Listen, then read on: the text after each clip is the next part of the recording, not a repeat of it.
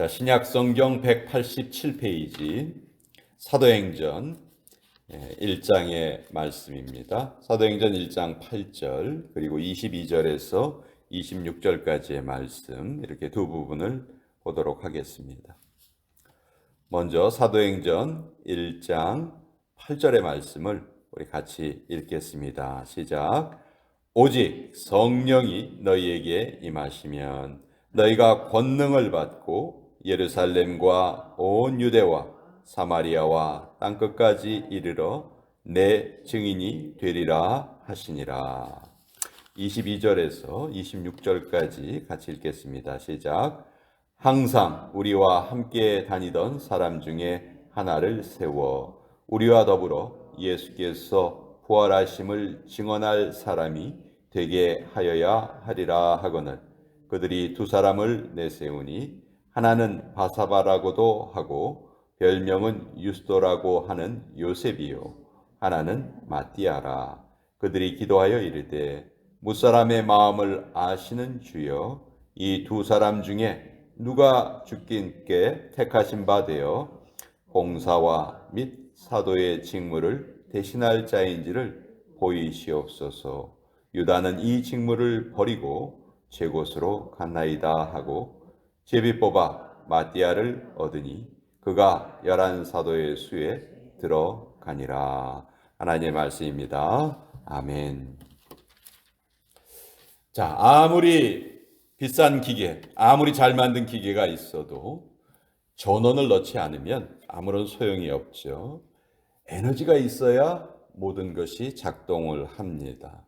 우리도 마찬가지입니다. 우리가 하나님의 일을 하기 위해서는 영적인 에너지가 꼭 필요합니다. 자, 주님께서 3년 동안 그 공생애를 살아가시면서 아무런 책도 남기지 않으셨고요. 다른 거는 주님께서 남기신 게 하나도 없어요. 주님께서 남기신 게 딱 12명의 제자들이에요. 12명의 제자들을 남기시고 이제 십자가에 매달려 돌아가셨다가 다시 살아나시고 부활하신 몸을 그들에게 보여주시고 이제 승천하시기 직전에 그 제자들에게 마지막 당부의 말씀을 하시는데 8절에 보면 오직 성령이 너희에게 임하시면 너희가 권능을 받고. 자, 이 제자들을 어떤 제자들이었어요? 오랫동안 예수님과 함께 했지만 결정적인 순간에는 다 무서워서 도망쳤던 제자들이에요. 어떻게 보면 군대로 말하면 폐잔병 같은 존재들이에요. 전쟁에서 다 졌거든요. 전쟁을 해보기도 전에 다 도망쳤거든요. 그러니까 뭐 군인이라고도 말할 수가 없는 그런 존재들인데 예수님은 다시 그들을 다 한자리에 모으시고 그들에게 이 말씀을 하십니다. 오직 성령이 너희에게 임하시면 너희가 권능을 받을 것이다. 그러니까 지금까지 너희가 그렇게 나와 함께 지냈어도 결정적인 순간에 그렇게 비겁한 행동을 했던 이유는 한마디로 너희가 아직 성령님을 받지 못했기 때문이다. 성령님께서 너희에게 임하시지 않으셨기 때문이다. 그래서 이제 너희가 해야 할 일은 그 성령께서 오시기까지 열심으로 기다리고 기도하여라. 이 말씀을 하시는 거예요. 그래서 너희가 권능을 받으면 너희의 사명은 무엇이냐? 내 증인이 되는 것이다. 내 증인. 이 제자들에게 맡기신 마지막 사명은 나의 증인이 되어라. 예수님이 이 말씀을 하십니다. 그리고 이 말씀을 하시고 예수님은 승천하셨죠. 그리고 그러니까 예수님께서 부활하신 후에 40일을 살아계셨죠. 40일 동안 이 땅에 계시고 승천을 하셨어요. 그리고 제자들은 예수님의 이 마지막 명령을 듣고 그때부터 기도에 임하기 시작을 합니다. 마가의 다락방에서 함께 모여서 성경에 보면 120명의 성도들이 함께 기도하였다 이렇게 말씀하고 있죠. 그 기도를 며칠을 했습니까? 그 기도를 며칠 하고 성령께서 임하시죠? 성령께서 임하신 날은 오순절이죠. 오순절. 유월절로부터 50일이 되는 날이 오순절이에요. 예수님께서 유월절 직전에 돌아가셨죠? 그리고 40일을 부활하신 후에 40일을 계셨죠? 그러니까 제자들이 기도한 기간은 열흘이에요. 열흘. 열흘 동안 온 힘을 다해서 기도했어요. 우리도 그 열흘 정도는 할 수 있을 것 같은데. 근데요, 예수님께서 언제 임하신다고 때를 말씀하시지는 않으셨어요. 그러니까 기약 없이 기도해야 되는 거예요. 성령님을 주신다고 했으면 그냥 바로 주시면 되지. 왜 열흘이란 기간 동안 기도하게 하셨나? 그 열흘의 기간 동안 매일매일이 기대로 시작했다가 아마 실망으로 끝났을 것 같아요. 주시옵소서 주시옵소서 했는데, 성령님이 오실 것을 말씀을 믿고 기다립니다 했는데 그 일이 이루어지지 않았을 때에는 낙심이 있겠죠. 또 그 다음날 또 새로운 희망을 가지고 시작을 하고 이런 과정이 10번이 지속이 됐겠죠. 우리가 참 신비하게 생각하는 것이 바로 이것입니다. 왜 이런 과정이 필요한가? 여리고성이 무너질 때 며칠을 돌았어요. 7일을 돕니다. 7일을 도는데 아무 소리 하지 않고 그 성 주위를 도는데, 하루가 지나고 이틀이 지나고 3일이 지나고, 조금씩 금이 가기 시작한다. 오케이, 우리 더 돌자. 이러면 얼마나 좋겠어요. 하루를 지나도 그대로고, 이틀을 지나도 그대로고, 3일을 지나도 그대로고. 그러면 도는 사람들 마음속에는 어떤 생각이 들까요? 우리 지금 헛수고하는 거 아니야? 이거 뭐하러 돌지 이거? 근데 결국은 어떻게 됩니까? 7일째 되는 날 6번을 더 돌고 큰 소리로 외치니까 그 여리고성이 무너졌다. 이게 믿음의 신비라는 것이죠. 왜 하나님은 우리에게 아무런 상황이 변하지 않는데 기도하는 시간을 우리에게 요구하시는가? 바로 그 기간이 있어야지만 우리의 믿음이 성장하기 때문이죠. 그것이 없이는 절대로 우리의 믿음은 성장하지 않습니다. 모든 일이 다 내 뜻대로 이루어져 가고 기도만 하면 바로바로 이루어지고, 그럼 우리가 믿음의 영웅이 될 것 같죠? 천만의 말씀. 우리 인간은 그런 존재가 아니에요.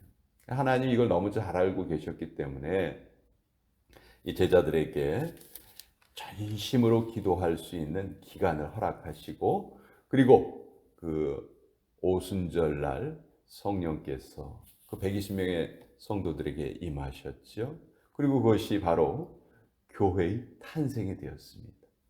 오늘 이 땅에 수없이 많은 교회가 존재하는데 그 첫 번째 교회가 어떻게 이루어지고 어떻게 생겼는가? 교회는 한마디로 성령님의 역사예요. 성령께서 임하시고 교회가 시작되었습니다. 그러니까 교회 지금도 마찬가지입니다. 교회를 이끌어 가시는 주체는 누굴까요? 목사예요? 장로님이에요? 우린 다 그죠? 쓰여지는 도구에 불과하고 이 교회의 진정한 주인은 바로 성령님이시라는 것을 우리가 잊어서는 안 돼요. 오늘 이 사도행전이 없었다면, 여러분 아마 성경 전체에서 사도행전이 싹 빠져 있다 한번 생각을 해보세요. 그러면 도대체 교회가 어떻게 시작되었고 어떻게 교회가 퍼져나갔고 어떤 과정을 통해서 복음이 전파되었고 그 복음이 전파되는 과정 중에 어떠한 일이 있었고 어떤 어려움이 있었고, 우리가 그것을 전혀 모를 거예요. 그래서 저는 성경에 있는 여러 책들이 다 중요하지만 이 사도행전의 말씀을 읽을 때마다 막 가슴이 뛰어요.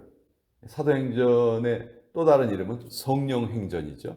사실은 사도들이 어떤 일을 한 것을 기록한 것이 아니고 그 사도를 사용해 가시는 성령님의 이야기가 사도행전이에요. 그래서 우리는 사도행전을 성령행전으로 깨닫고 읽어야 돼요. 그래서 이제 교회가 그렇게 시작되는 과정을 보여주는데, 자, 오늘 우리가 두 번째 읽은 부분은 그 12명의 제자 중에서 한 사람이 지금 빠지게 되었죠. 그 한 사람이 누구예요? 예수님을 배신했던 가룟 유다. 유다가 어떻게 죽었는지는 복음서에 기록이 돼 있죠. 결국은 자살을 하면서 생을 마감을 합니다. 참, 이 세상에서 가장 어떻게 보면 뭐라 그럴까요? 불운하다는 말도 참 어울리지 않을 것 같고, 정말 예수님께서 말씀하신 대로 태어나지 않았으면 더 좋았을 뻔했다. 하필 왜 태어나서 구세주의 배신자가 되었을까? 예, 지금도 가장 그 부끄러운 이름이 가룟 유다죠. 태어나지 않았으면 더 좋았을 존재가 되고 말았는데, 자, 그래서 12명의 제자가 이제 11명으로 줄었습니다. 자, 그랬는데 이제 그 제자들이 어떤 결정을 하냐면 22절에 보면 항상 우리와 함께 다니던 사람 중에 하나를 세워야 되겠다. 자, 12명 중에서 한 명이 비었어요. 11명이 됐어요. 굳이 꼭 한 명을 더 뽑아야 할까요? 아니, 그 사람은 어쩔 수 없이 그런 비극적인 최후를 맞이했지만 나머지 우리 11명이 힘을 합쳐서 우리 11명이 열심히 잘 해 나가자. 이렇게 결정할 수도 있었을 텐데 한 명을 여기에서 더 뽑습니다. 왜 12이라는 숫자를 꼭 채우려고 했을까? 여러 가지 설명이 있을 수 있겠지만 예수님께서 처음에 12명의 제자를 세우셨기 때문에 그 숫자를 다시 채우려 했었던 그런 의도가 있을 거고요. 또 우리가 신앙생활을 해 나가면서, 특별히 교회 일을 해 나가면서 공석이 생기는 경우가 있겠죠. 그렇게 공석이 생기면 반드시 다른 사람이 그 일을 대신 할 수 있는 사람으로 세워져야 한다 하는 것을 또 우리에게 알려주십니다. 만약 교회에 어떤 중요한 일을 하던 사람이 그 일을 안 하게 되면 어떻게 해야 될까요? 그냥 교회 문 닫아버릴까요? 그럴 수가 없죠. 다른 사람이 그 일을 대신 맡아서 해야 됩니다. 계속해서 그 교회 일은 계속 진행이 돼야 되겠죠. 그래서 교회를 내가 안 하면 하나님께서는 다른 사람을 통해서 그 일을 하게 하시죠. 그러니까 안 하는 사람만 영적인 손해를 보게 되는 것이죠. 교회를 열심히 할 때 하나님께서 부어주시는 그런 상을 못 받게 되는 거예요. 자, 이때 가룟 유다 대신에 뽑힌 사람이 마띠아입니다. 마띠아인데 항상 이 사람은 22절에 보면 항상 우리와 함께 다니던 사람이에요. 항상 우리와 함께 다니던 사람 중에서 둘을 세웠는데 하나는 요셉을 세우고 하나는 마띠아를 세웁니다. 그리고 이 두 사람 중에서 한 사람을 선택하는데 어떤 방법을 썼죠? 26절 제비 뽑아 마띠아를 얻으니 그가 11사도의 수에 들어가니라. 여기에서 제비를 뽑습니다. 왜 제비를 뽑았을까요? 만약 이게 제비를 뽑지 않고 오늘날처럼 투표를 한다든지 다수결에 의해서 결정을 하면은 뽑힌 사람은 좋겠지만 뽑히지 않은 사람은 큰 상처를 받게 돼요. 그렇죠? 내가 다른 사람들에게 인정받지 못했다 하는 그런 상처를 받게 되죠. 근데 제비를 뽑아서 선택을 하면 어떤 생각을 하게 될까요? 이거는 사람의 뜻이라고 생각하기 전에 하나님의 뜻이라고 생각하게 되겠죠. 나 대신 하나님이 저 사람을 세우셨구나. 그것을 받아들일 수 있는 거죠. 그리고 이 당시 요셉이나 마띠아나 이 선택을 얼마든지 받아들일 수 있는 그 정도의 믿음이 있었던 사람들입니다. 그래서 성경에 보면 제비 뽑기가 많이 나와요. 그래서 지금도 이걸 그대로 주장하는 사람들이 있습니다. 한국에 무슨 뭐 교단의 어떤 중요한 선거가 있거나 하면 참 부끄러운 일들이 많이 벌어져요. 어? 돈 봉투가 막 돌려지고 막 그런다고 하죠. 그러니까 일부 과격한 분들은 야, 그런 부끄러운 일을 하지 말고 우리도 성경 말씀대로 그냥 제비를 뽑아서 누가 뽑히든지 그걸 그대로 인정을 하자. 그렇게 주장하는 사람들도 있지만 저는 이 제비 뽑기는 초대교회가 이루어질 때 하나님께서 사용하신 그런 아주 특별한 방법이었다고 생각을 하고요. 늘 어느 시대에든지 통용되는 방법은 아니다. 저는 그렇게 생각을 해요. 우리도 우리 교회에서 어떤 중요한 직분자를 세울 때 그걸 그냥 사람들이 이름 이렇게 쭉 써놓고 막 휘휘 저어가지고 복권 번호 맞추듯이 그렇게 딱 뽑았을 때 그것을 모든 사람들이 다 오케이, 이것은 하나님의 뜻입니다. 이렇게 인정할 수 있는가? 저는 그거는 좀 어렵다고 생각을 하거든요. 그래서 지금은 이 제비뽑기의 방법이 그렇게 사용되는 경우가 거의 없습니다. 성경에 분명히 기록되어 있지만 이것은 원리라기보다는 그 당시에 일어났던 하나의 현상이다. 이제 그렇게 우리가 받아들이고 있는 것이죠. 자, 여기에서 유다에 대한 설명을 한번 보세요. 25절 뒷부분에 보면 유다는 이 직무를 버리고 제 곳으로 갔나이다. 참 너무너무 비극적인 요약이죠. 우리는 어떤 말씀을 들어야 될까요? 누구누구는 이 직무를 잘 감당하여 하나님께 큰 칭찬을 얻었더라.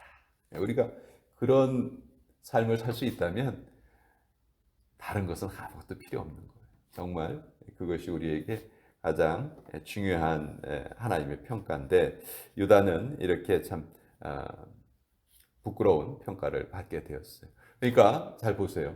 예수님께서 그렇게 직접 3년 동안 어떻게 보면 개인 지도를 해주신 거잖아요. 그 사람들 가운데도 이렇게 어떻게 보면 타락하고 잘못된 길로 가는 사람이 있을 수 있다는 거죠.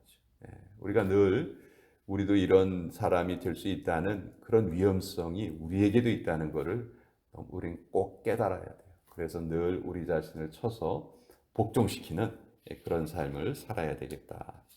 자, 오늘 이 사도행전 앞부분을 통해서 교회가 어떻게 시작이 되었는가, 그리고 12명의 제자들에게 남기신 그 마지막 사명은 무엇인가? 예수 그리스도의 증인이 되는 것이다. 오늘도 나는 증인의 삶을 사는 겁니다.